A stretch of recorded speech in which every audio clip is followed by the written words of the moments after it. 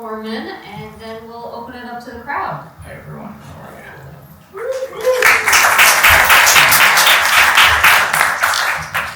Ready? I am ready. All right. Maybe. Let's see what you remember. All right. Take us back to 1985 when you started working on the script for Psychos. Where did the inspiration for this film come from?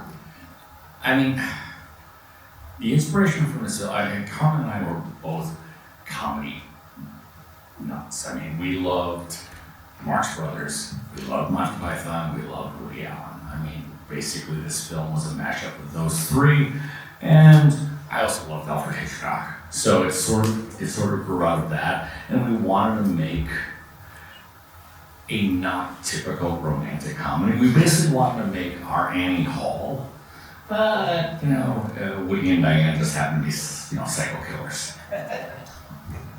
And maybe they were. Was this always going to be a horror comedy versus just straight horror like your first film, Disconnected?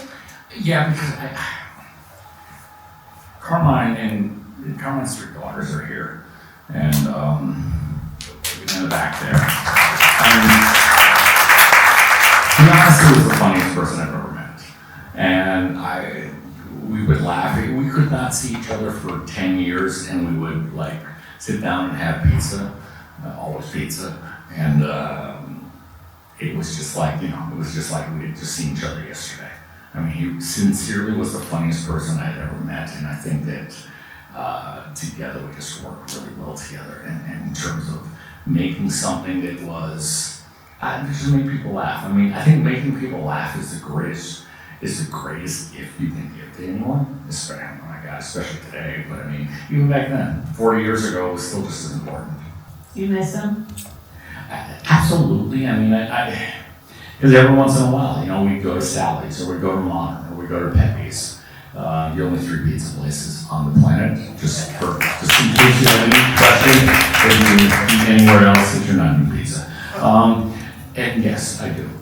I do. I mean, because, and like our friend Sean Cashman, who was the sound guy on this, would come to town, or Jan Ratter, who was the blood pumper who said, I can't stop now, who was basically 14 years old when he started working for us.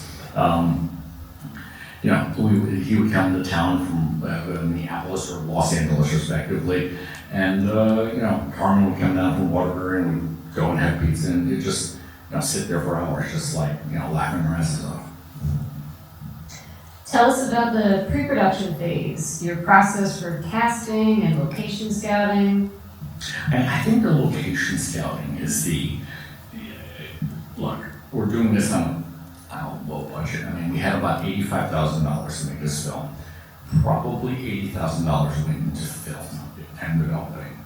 I mean, it's not like today where you pop a card into your camera and, it's all, it's just, if you can afford the drives, you're fine. In fact, it was all about, paying for the film and developing and the work print and, everything else at the lab. So, locations were about who we knew and what we could get for free. And Carmen worked with the city of Waterbury. So the house that Joe and Kate lived in was my father's house in Terryville. We used locations all around Waterbury. I mean, it was basically just finding friends who would say, sure, you can come in after we close or whatever, like the video store. That was a video store in Naugatuck. And there was a guy named Ed Kaczynski, who I still talk to on Facebook, who, loved just being a part of a film, or a professor. The guy who's Debbie puts the rifle in his face. That was the guy who turned me on to most modern rock. He owned a record store called Cheapskate Records, which then became Phoenix Records in Waterbury. And I mean, I remember one of the times I walked in there, he goes, hey, I got something I think you'll like. And he gives me, a Replacements album, in which, if you know my history, I made the Replacements documentary. And it was a different time. And everyone was in the film, or most of the people in the film, were people we knew and people we liked. liked, and it all made us laugh.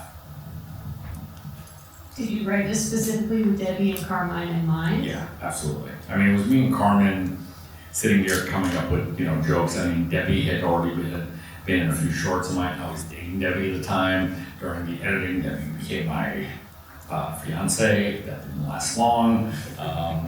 But nonetheless, it was definitely written for them. I think it shows, and because we all had just such chemistry. We were all just good, such good friends. Speaking of chemistry, classic trope. You're the director, dating the lead actress, who had intimate scenes with your best friend. How did that make you feel? It turned me on. No. It honestly didn't bother me. I'm not that type of person. It just didn't bother me. The soda slice shows up a couple times in the film. How did you get the rights for that product placement? We had Pep Champlin, who was, you'll see him in some of these background pictures here. By the way, these are all amazing photos from Kathy Milani, who was taking pictures through the entire shoot. But Shep was our production manager, and he worked really hard on getting product placement. And he reached out to the Coca-Cola company, and they heard a horror film was being made. Horror films were huge at the time, and they gave us cases of Slice. I don't think they realized how we were going to take advantage of the title of the name of their soda and use it in the film to, our advantage.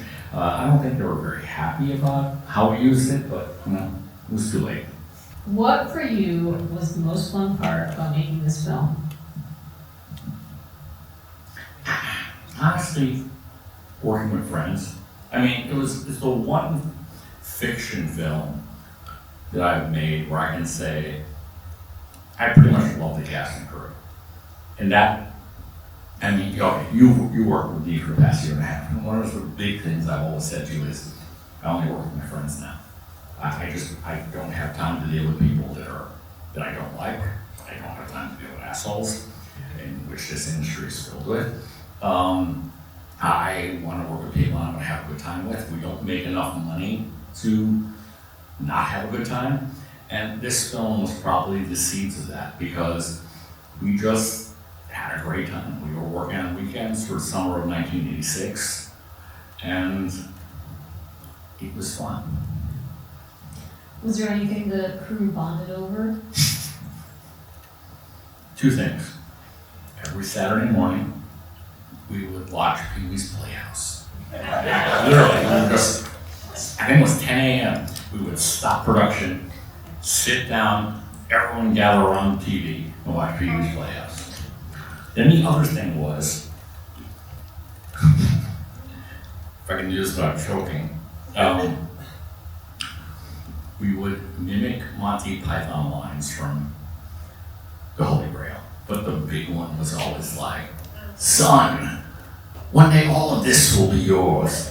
"What, the curtains?" "No, not the curtains." That would be said 25 times a day, every day, and it never got old. As most great jokes, I'm not joking, it would be repeated ad nauseum. The other big line was the rabbit, run away. So yes, we bonded over those things, silly things. I happen to know that you weren't a coffee drinker yet at this time. What fueled these long hours on set and in post? My drug of choice was Tab. That is not a joke. I was drinking 4 liters of Tab soda a day from the time I was 15 to the time I was 40. To the point where when they stopped selling it in Connecticut, we would make out-of-state runs and fill our car with like 80 bottles of Tab. So you're preserved like a Twinkie. Yes. I would never disintegrate. And at one point, somehow, all of a sudden it occurred to me, maybe this is a problem. And I went cold turkey. Oh my God, I thought my head was going to explode. I'm not joking, I was lying. I was miserable for about a month. And I realized that Tab had 2 basic ingredients, caffeine and saccharin. So if I drank coffee with sweet and low, I'd get my tab. And still to this day, what do I drink? Coffee with sweet and low. When we're on the road, she carries sweet and low extra just in case I run out of it. I was like, I have to have sweet and low. The little pink packages. What would you change about the film?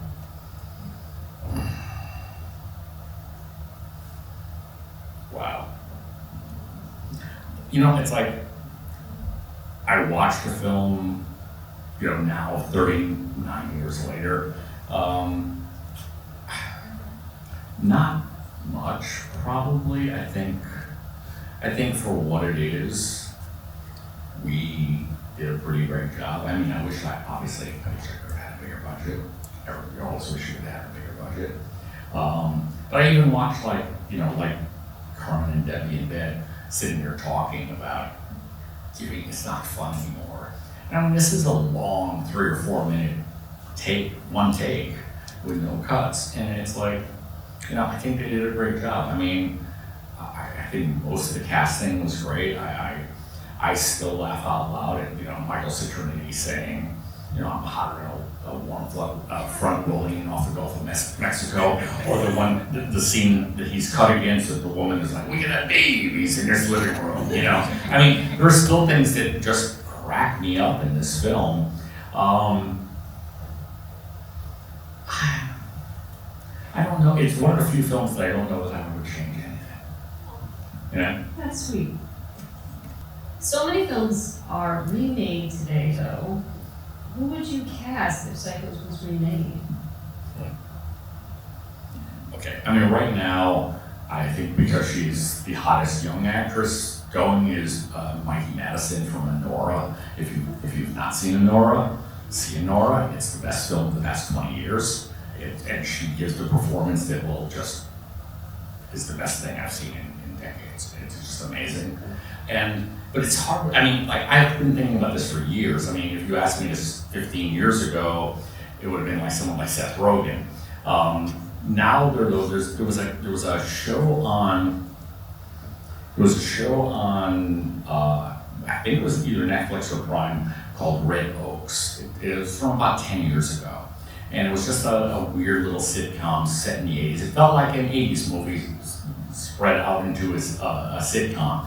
And the kid who played Wheeler, and I can't think of his name off the top of my head, but if you guys like 80s movies, watch Red Oaks, look it up. It's just a lot of fun. It's 30 minutes an episode. It's 2.5 seasons. It'll bring you back to the 80s and the movies we all loved back then. Talk about your process with the Foley sound effects in this.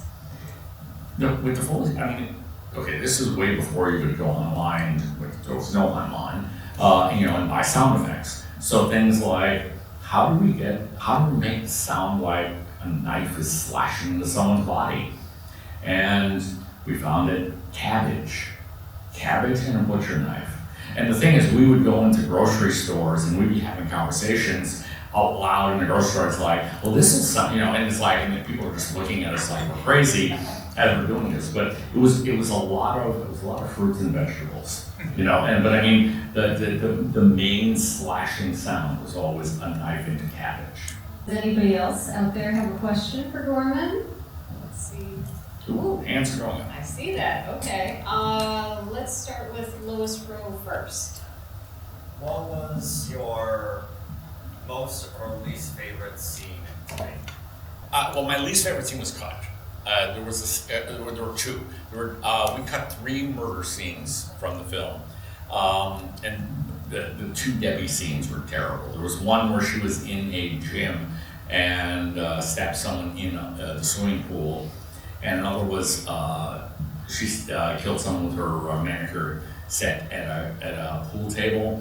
And the reason I cut these 3 scenes was it just got to the point where it was almost too much. It was like, yes, they were killers, but we wanted to be likable. If they killed too many people, they might, we might start pushing the limits. And I felt it was pushing the film almost to the point where they were no longer likable. So there were 3 scenes that I cut out. I actually liked the Carmen scene because it was another shower scene, but we had so many shower scenes that it was just like, Okay, yeah, I love Alfred Hitchcock, but okay, enough is enough.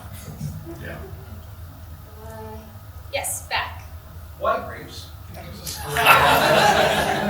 Why do you like grapes?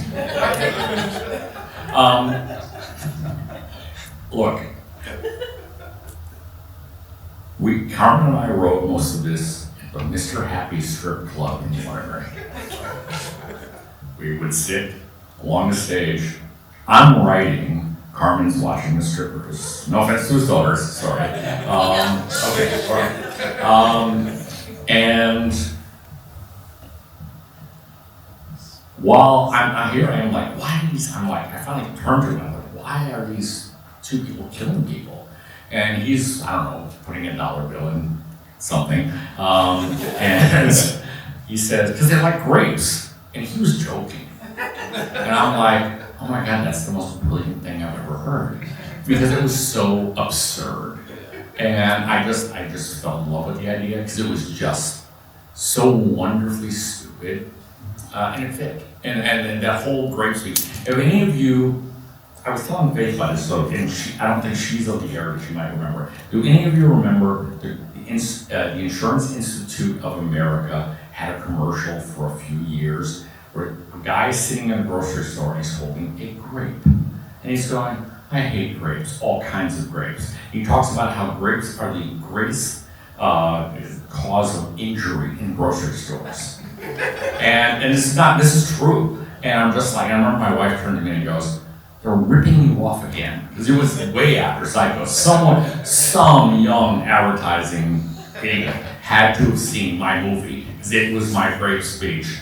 But it was for the Insurance Institute. So I don't know. It just worked. It was just so silly. I love it, thank you. Thank you. Any others? Yes. First of all, thanks for bringing us to Fairfield. It was great to see you on the big screen. Thank you. I appreciate You're welcome. it. And talking about it. Was anything ad-libbed or did they stick to the script? A lot was ad-libbed. In fact, Michael's, I'm hotter than a warm front rolling off the Gulf of Mexico. That was Michael's line.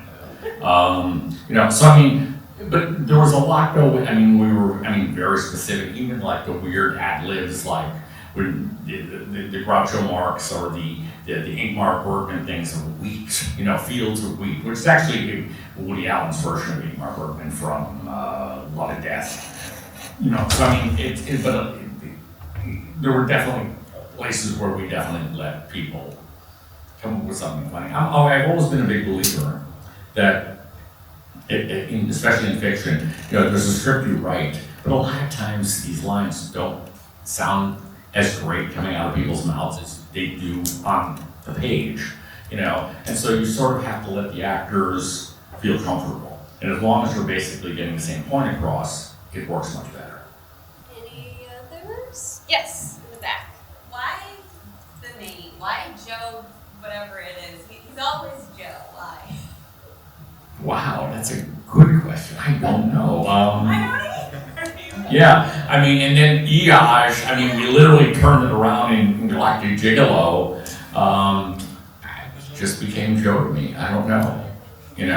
It was easier to pronounce than Carmine, because like Carmine is a Carmen, is a Carmine, and it just Joe and Kate I think Kate actually came from Kate Hepburn. That I remember when we were talking about the thing, and Debbie very much wanted to be named after her character, being named after Katharine Hepburn. But I think Joe probably came from Joe Tremaglio when he was in Disconnected, but my first film. So you wrote the name. Yeah. And then he just kept using it. Yeah, we just kept using it. So yeah, it's back then it was an easy, something real easy to use. Yeah. Yeah. Thank you. Anybody else? Yes. How'd you come up with that karate guy that hung out at the Lum Chang Pen. I wanted, obviously, the bar to have there were 5 people in the bar, and I wanted to have this really weird collection of people, Not to mention, one of my favorite characters in this is Donna Davish, who plays Heather, the stripper who just doesn't shut up, the one who never takes any clothes off. I loved her character because I worked with her before, and she was like, I'm not into doing nudity anymore. I was like, okay, I'll have you being a stripper who just is putting on clothes and stuff. But I auditioned, and he was just so wonderfully dry. I mean, that scene where he just comes up and does one. I was on the end of the bar filming. There were points where I was literally in pain on the floor because I was laughing so hard. That was probably the scene that took the longest to get because we just could not stop cracking up. Oh, one more in the back. I gotta ask. Yeah. We always joke, well, I always joke about this, that I'm always like, why not Psychos in Love 2, their child, continuing to kill it? I think at that point, so after Psychos, we got the deal with Empire Pictures. It's a Duke Galactic Gigolo, and what should have been Assault to Kill the Bimbos, but they took the title away from us. I was not really happy with Charlie Band and Empire, and it was not a good relationship. And I think I just gave up movies for like over 10 years, and I just wrote. And that's when I wrote like my first book and a bunch of script work. I mean, I had like 26 options, but I was basically in a room writing. And it wasn't until the cameras changed and everything was coming up digital around the year 2000 when I just wanted to do it again, but on my own, where I didn't have to look for money. But you can pretty much blame Charlie Band of Empire Pictures, who is, to me, one of the worst people on the face of the planet. For like killing anything that would go forward with Psychos. Well, it's never too late. It's like, but I don't know that I could do Psychos without your dad. Hey, You know? I'm here. I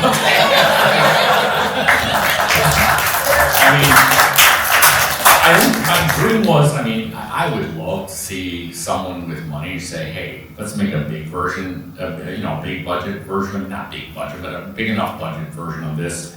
Because I think that would then give, a lot of like exposure to the original, But, it's, at the end you see we had, all those like really silly possible sequels.